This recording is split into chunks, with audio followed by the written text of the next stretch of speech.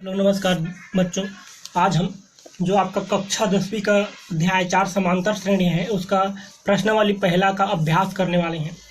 तो इसमें से मैं जितने 2-4 प्रश्न हो सकेंगे आज आपको जो इजीली समझ में आ जाएंगे उस तरह के सवालों को समझाऊंगा और आने वाले वीडियो में पूरे चैप्टर को मैं पढ़ाऊँगा धीरे धीरे करके। तो आप इस चैनल को सब्सक्राइब कर लीजिए और हमारे वीडियो को पूरा देखिए ताकि आपको पूरी तरह समझ में आए। मैंने इससे पहले एक वीडियो बना दिया है क्या समांतर श्रेणी होता क्या है, प्रथम पद क्या होता है, सर्वांतर क्या होता है, मैंने उसमें बता दिया है आपको। लास्ट पद क्या होता है ये भी बता दिया है। और तो आज हम प्रश्नावली पहला का अभ्यास करते हैं। तो अगर आप चाहें आप देख ही लीजिए आप वाला वीडियो, पहला वाला वीडियो, ताकि आपको ये वाला समझ में आएगा। और आप उसको नहीं देखेंगे तो हो सकता है ये वाला समझ में ना आए। तो इसका डिस्क्रिप्शन पे और इधर ऊपर दाहिने साइड में आई बटन पे आ रहा होगा, तो आप उसको टच करके भी उस वीडियो को देख सकते हैं। तो ये देखिए प्रश्न कहता है सही विकल्प चुनकर कारण सहित लिखिए। आपको कारण सहित लिखना है उत्तर, ठीक है। अब पहला प्रश्न, दी गई समांतर श्रेणी का प्रथम पद और सार्व अंतर है, ठीक है। आप क्या निकालना है, प्रथम पद और सार्व अंतर, ये दो चीज आपको निकालने के लिए बोल रहा है। तो आपको प्रश्न में देखना है, ठीक है।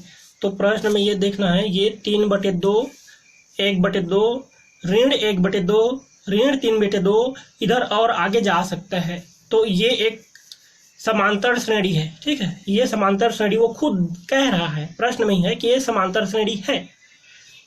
तो इसमें प्रथम पद और सार्व अंतर क्या है, ठीक है, ये आपको पहचानना है। तो प्रथम पद जो सबसे पहले है वही आपका प्रथम पद होगा।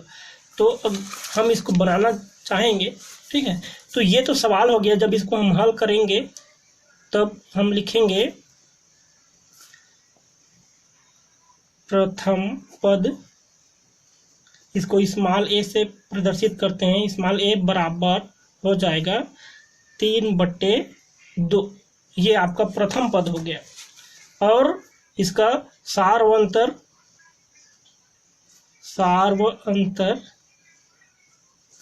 इसको स्मॉल टी से प्रदर्शित करते हैं। तो स्मॉल टी बराबर हो जाएगा, ये दूसरा पद हो गया मतलब बाद वाला, और ये उससे ठीक पहले वाला। तो बाद वाले में से पहले वाले को घटा देंगे, तो पहले बाद वाला को लिखेंगे 1/2 और ऋण ये 3/2। इसको घटाने पर क्या आएगा, तो देखिए यहाँ दोनों हर में समान है इसलिए दोनों की जगह 1 रखेंगे, लघुत्तम दोनों का यही 2 ही आएगा, ठीक है। और क्या करेंगे, 1 में से 3 को घटा देंगे। यहाँ 1 में से 3 को घटाएंगे तो ये बन जाएगा ऋण 2, ठीक है। तो देखिए 1 में से 3 घटाएंगे तो घटेगा तो 3 में से 1, 3 में से घटेगा तो कितना बचेगा 2, लेकिन दोनों में से बड़ा संख्या कौन हो जाएगा, 3 हो जाएगा और वो ऋणात्मक हो जाएगा, तो इसलिए ऋण 2 हो गया। अब ये 2 कम और 2 कम, तो ये हो जाएगा एक बार में, ये भी गया एक बार में। तो इस तरह से आप देखेंगे तो कितना बचा, यहाँ ऋण 1/1। तो इसको इस तरह से लिखा जाएगा, ठीक है। किस तरह से लिखा जाएगा, ऋण 1/1 ना लिखकर इसको सिर्फ ऋण 1 लिखेंगे। तो इस तरह से क्या हो गया, इसका सार्व अंतर ऋण 1। अतः आप लिख सकते हैं प्रथम पद ए बराबर कितना हो गया आपका 3/2 और सार्व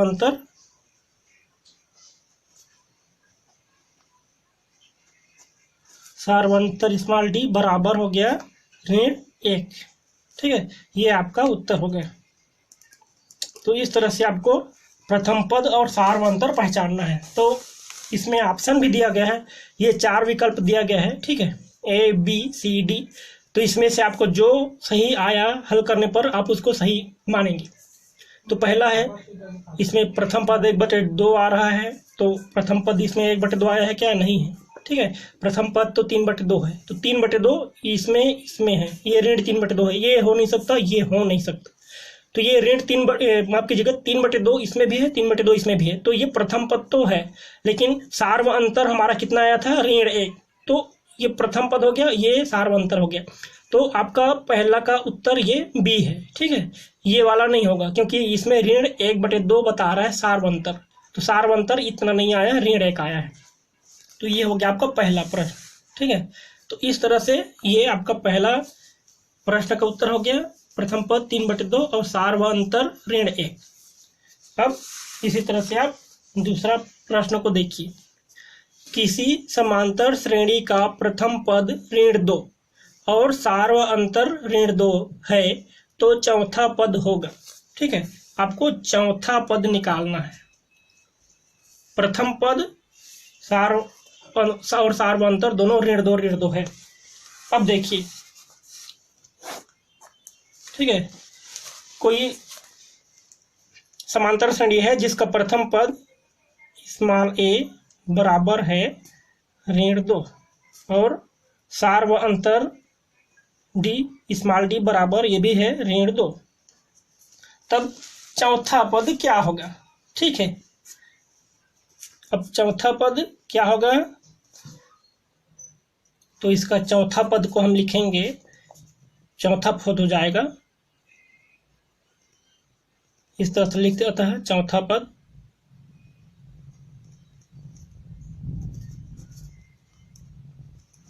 पद लिखेंगे A4।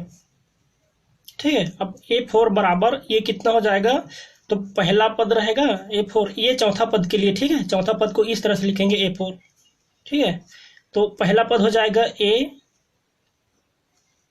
और चौथा पद रहेगा तो A+3D। ये हो जाएगा चौथा पद के लिए सूत्र। ठीक है, तो पहला पद ये हो गया और 3 पदों का योग ये हो गया, तो 3 और 1 मिला के चौथा पद यहाँ पे निकलेगा। ठीक है, तो अब इसमें हम क्या करेंगे आगे देखिए। 4A मतलब A4, इस तरह से A4 बराबर लिख सकते हैं। A कितना है? ऋण 2 और धन 3 और D, तो D सर्वांतर ऋण 2 दिया है, तो इसको हम कोष्टक में ऋण 2 लिखेंगे। ठीक है, इसको जब आगे हल किया जाएगा तो ऋण 2 और धन, कोष्टक खोलेंगे तो 3 और 2 का क्या हो जाएगा? गुणा होगा, तो 3 दूना 6, तो यहाँ हो जाएगा ऋण 6, क्योंकि एक धनात्मक है और दूसरा ऋणात्मक है, तो ये ऋण में 6 होगा। फिर आगे हल करेंगे तो क्या हो जाएगा? ये ऋण 2 और कोष्टक खोलेंगे तो यहाँ धन और ये कोष्टक खोलेंगे तो ऋण, तो धन और ऋण का गुणा जब होगा कोष्टक खोलेंगे तब यहाँ ऋणात्मक होगा, तो ऋण 6। तो इस तरह से आगे क्या हो जाएगा? ये ऋण 2 और ऋण 2 आपस में मिल जाएंगे और ये हो जाएंगे इस तरह से ऋण 8। ठीक है, तो इस तरह से क्या ये सब चौथा पद का मान आ रहा था ना, A4 आप यहाँ कर सकते हैं A4। ठीक है, चौथा पद के बराबर आ रहा है, अतः A4 बराबर ऋण 8। तो आपका उत्तर आ गया यही, तो आप लिख सकते हैं चौथा पद ऋण 8 होगा। तो इस तरह से, तो अब ऑप्शन में देख लीजिए। ठीक है, इसका ये ऑप्शन आया हुआ है, तो पहला 0, दूसरा ऋण 2, तीसरा मतलब C ऋण 4 और D ऋण 8। तो आपका कितना आया? चौथा पद ऋण 8 आया, तो ये आपका उत्तर हो गया ऋण 8। उसके बाद अगला वाला सवाल देखते हैं। समांतर श्रेणी 7, 13, 19 का 15वां पद होगा। ठीक है, तो इसका 15वां पद कितना होगा? देखिए 7, 13, 19 और आगे इधर और आगे बढ़ता जाएगा। ठीक है, तो एक निश्चित दूरी पर बढ़ता जाएगा, जैसे कि ये पहला पद 7 है, दूसरा पद 13, तीसरा पद 19। तो अब इनका सार्वंतर कितना है? तो 13 में 7 घटाइए, तो 13 में 7 घटाएंगे तो 6 आएगा। तो इन दोनों के अंतर कितना आया? 6। देखिए यहाँ इन दोनों का अंतर भी 6 आएगा, 19 में 13 घटाएंगे तो यहाँ भी 6। तो इसी तरह 6 के अंतराल पर और इधर बढ़ते जाएंगे, तो ये पहला पद, दूसरा पद, तीसरा पद, चौथा, पांचवा, ऐसे करते करते 15वां पद कितना होगा हमें यह निकालना है। तो पहला पद ये हो जाएगा और देखिए nवां पद। ठीक है, कोई भी पद निकालेंगे तो उसका सूत्र क्या रहता है? जैसे कि n। ठीक है, nवां पद चाहे कोई भी पद हो, n की जगह 20 हो सकता है, 10 हो सकता है, 50 हो सकता है, 100 हो सकता है, कुछ भी है। तो इसका मान रहता है a प्लस कोष्टक में n-1 और कोष्टक के बाहर d। तो ये होता है nवां पद का मान। किसका मान? ये होता है nवां पद का मान। ठीक है, अब एनवा पद, एन के जगह में दो, दूसरा पद बोले तो 2 रखेंगे, तीसरा पद बोले तो 3 रखेंगे। यहाँ पे हमें 15वां पद बोल दिया तो हम एन की जगह में 15 रखेंगे। तो ये 15वां पद का मान हम इस सूत्र, ये बहुत ही इंपॉर्टेंट सूत्र है समांतर श्रेणी का। ठीक है, तो ये आपको हमेशा याद रखना है।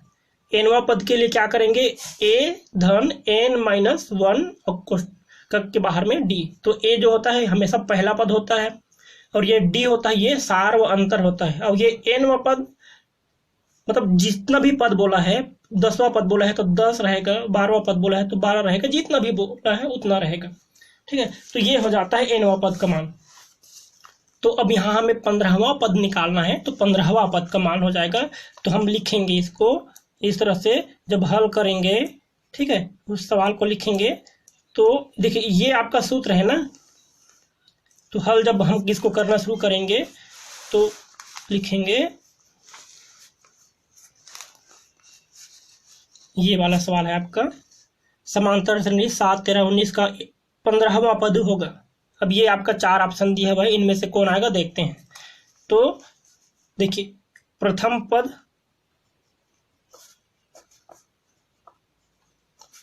स्मॉल ए बराबर प्रथम पद कितना आया है, तो इसमें जितना भी जो पहला संख्या है वही पहला पद है। तो ये 7 है, तो ये 7 ये समांतर श्रेणी में देख के ही आपको निकल जाएगा। ठीक है, और सार व अंतर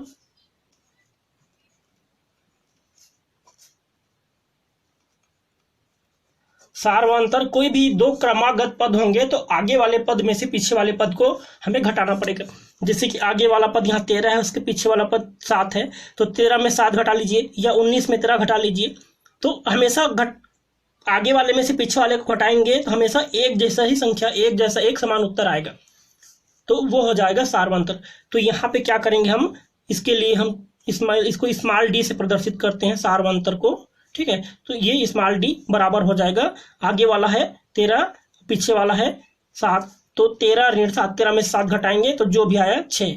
ठीक है, तो ये आ गया आपका 6, तो ये हो गया सारवांतर। अब इस सूत्र में मान रखेंगे तो हमें कितना पद चाहिए, एनवा पद। तो एन की जगह में हमें 15वां पद का मान निकालना है, तो हम क्या करेंगे, यहाँ 15 रखेंगे।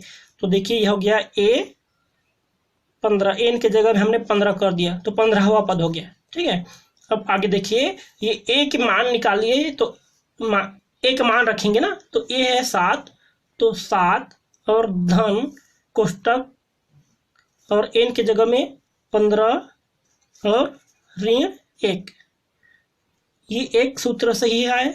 ठीक है, हमें एन का मान 15वां निकालना है तो 15 रखिए, और डी सारवांतर 6 आया है, तो हम यहाँ पे एक बाहर में 6 रखेंगे। इसको आप चाहे कोष्टक में रख लें या बाहर रख लें, कोई दिक्कत नहीं। जब कोष्टक खोलेंगे तो हमें यहाँ गुणा करना पड़ेगा इसका, और आगे स्टेप इस तरह से कर सकते हैं, ए 15 मतलब 15वां पद बराबर 7 धन कोष्टक के अंदर का पहले हल कर लें, 15 में से 1 घटा लें, 15 ऋण 1 है तो 15 में से 1 घटाएंगे तो यहाँ हो जाएगा 14, और कोष्टक खोल लिए मान लीजिए, और कोष्टक खोलेंगे तो कोष्टक के बाहर जस्ट 6 है तो इनका आपस में गुणा हो जाएगा, तो ये हो जाएगा गुणा 6।